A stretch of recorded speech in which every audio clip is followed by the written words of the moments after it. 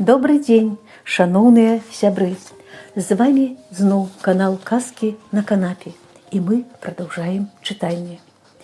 У папярэдніх двух роликах мы пазнаёміліся са зместам 8 захапляльных гісторый, якія адбываліся з героямі кнігі «Лета на зачараваным балоце». А наперадзе яшчэ 4 гісторыі, можна сказаць, самыя напружаныя і непрадказальныя. Але ж я спадзяюся, што мне ўдалося зацікавіць вас гэтай кнігай, і вы абавязкова знойдзеце яе ці ў бібліятэках, ці набудзеце ў кнігарнях і самі ўсё падрабязна прачытаеце. Як вы, мабыць, заўважылі, мы дзесьці падчас нашага чытання згубілі абаяльную залатвалосую дзяўчыну Каталею, якая працавала ў бібліятэцы і была ў захапленні ад палескіх балот і зачаравана казкай пра балота, якую не так даўно прачытала. Яе багатае творчае ўяўленне намалявала ёй карціны, быццам яна і сама была гераіняй гэтай казкі.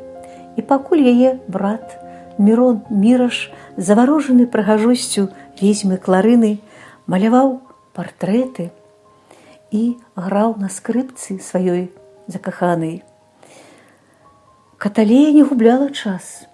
І аднойчы, калі балотны яшчар, навекі закаханы цмок Дарунак, седзячы ў сваім палацы падземным маёнтку, згадваў, як стагоддзі назад ён катаў на сваіх крылах сваю каханую Мелінту, нечакана пачуў голас і ўбачыў незнаёмую дзяўчыну.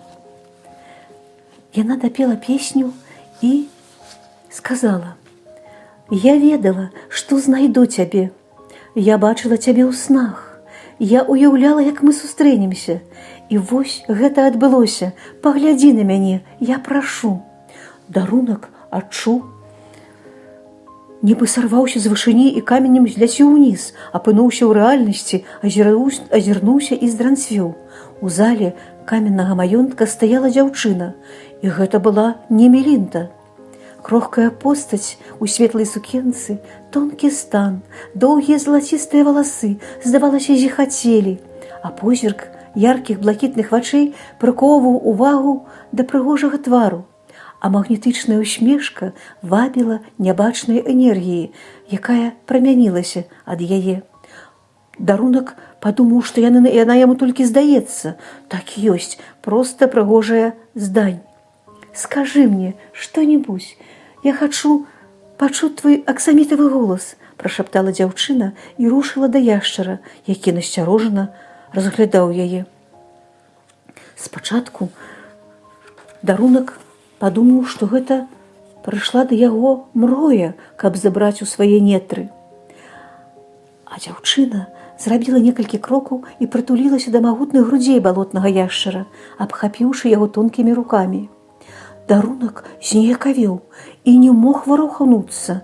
Усё было так нечакана, што ён застыў і ніяк не мог вырашыць, як павінен сябе паводзіць, што трэба ад яго мроі, чаму яна не прыкінулася Мелінтай, а прыйшла да яго ў вобразе незнаёмай дзяўчыны. І вось яна абняла яго. Што рабіць? Дзіва нейкае. А дзяўчына так шчыра пранікла да яго, што цмок стаяў нерухома і толькі ўцягваў носам водар яе залацістых валасоў. Яны пахлі вельмі прыемна, ён не ведаў, чым менавіта, але яму зноў і зноў хацелася ўдыхаць паветра каля яе галавы. Адурманівая, падумалася яшчару. А дзяўчына падняла галаву і паглядзела ў вочы цмоку.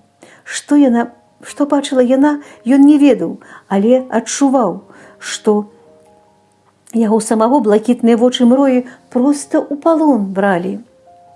«Ну і няхай, я сам хачу глыбокія нетры, хачу пакінуць сваю вязніцу ў каменным маёнтку. Надакучыла самота, лепш загінуць і не пакутаваць больш». Ён ціха сказаў: «Як добра, што ты прыйшла. Я так доўга пакутаваў, змогся быць у самоце, жыць сваім мінулым. Яно было шчаслівым, але доўжылася так мала, што, здараецца, што здаецца, быццам яркай знічкай асвятліла на мгненне маё жыццё, а потым згасла і ўкінула мяне ў цемру вечнай адзіноты. Я так хачу, каб гэта скончылася. Я гатовы пайсці за табой і пакінуць сваё самотнае жыццё. Вядзі мяне да сябе. Дзяўчына лавіла кожнае слова Смока. У яе вачах адлюстроўвалася шчырае суперажыванне і вялікае жаданне дапамагчы. Яна сказала: «Давай пабудзем тут, у каменным маёнтку, а калі настане ноч, паляцім да зор». Балотны яшчар лёгка і з жаданнем паддаваўся манетызму госці, адурманіваўся яе поглядам, голасам, усмешкамі. Дарунак адчуў, што яму стала лягчэй, што ўспаміны аб каханай Мелінце перасталі быць цяжарам, які ціснуў яго ўсе мінулыя стагоддзі. Князёўна каханая не знікла, бо ён ніколі не забудзе яе. Яна стала светлым успамінам, і ён нарэшце адпусціў яе. Балотныя імшары атуліла цёплая летняя ноч. «Зоры чакаюць нас. Давай паляцім. Высока-высока», – прашаптала госця Цмоку. Дзяўчына і Цмок з асалодай удыхалі паветра і слухалі начныя гукі. Яна адчувала пад сваімі далонямі грубую лускаватую скуру яшчара, а ён лавіў на сваіх крылах лёгкія дотыкі яе рук. «Дазор!» – прашаптала дзяўчына. «Ці магла я сабе ўявіць, што я буду такой шчаслівай, што дазор будзе так блізка, што нас будзе абдымаць начное неба, што мы будзем з табой разам». Ну, а далей у герояў казкі было яшчэ шмат выпрабаванняў. Страшная істота Мара, якая з'явілася з бяздонных нетраў балотных, прыйшла на зачараванае балота за ахвярамі. А гаспадар балота Багнік спрабаваў дамовіцца з нежаданай госцей, але намаганні яго пакуль што не мелі поспеху. Вось што сказала насельнікам балота Мроя: «Усім маўчаць і слухаць.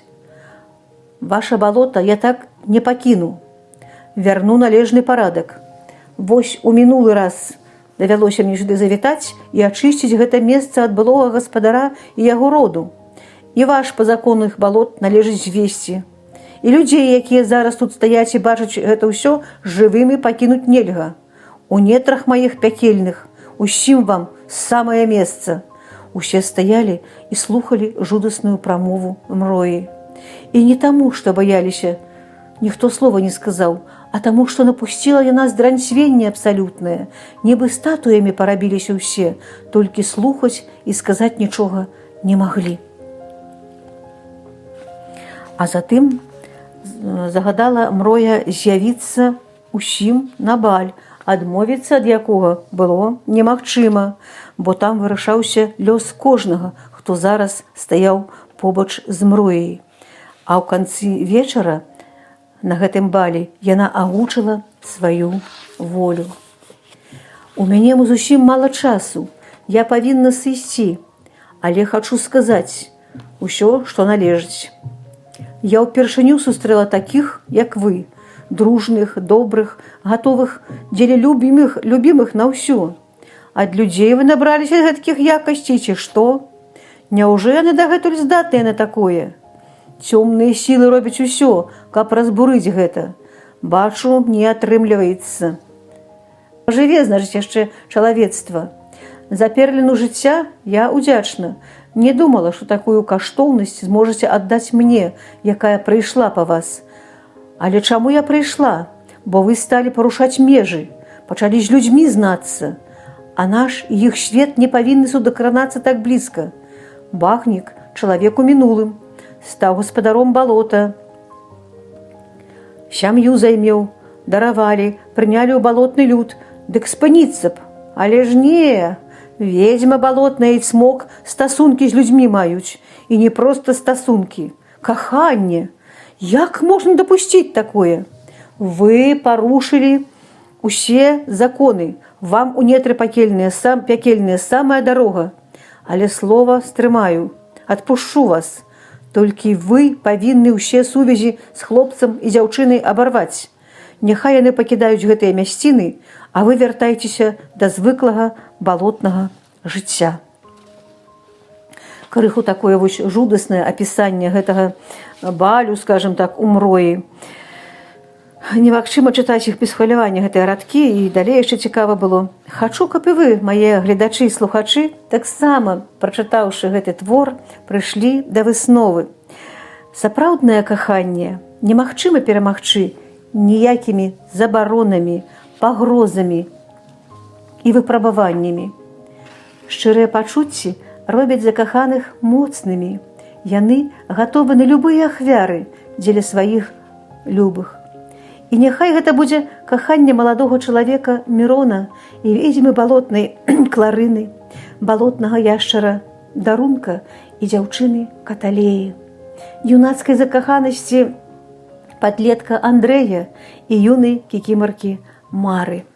Не вагаўся Цмок, узяўшы флакончык, але перад тым, як сцерці ўсе ўспаміны аб сабе, прыгарнуў да сябе Каталею, удыхнуў дзівосны водар яе зіхоткіх валасоў, адчуў, як у скронях разлілося прыемнае цяпло. Вялікая кіпцюрастая лапа паднесла да пульхных дзявочых вуснаў флакончык. Усе позіркі былі зараз прыкаваны да гэтай сцэны.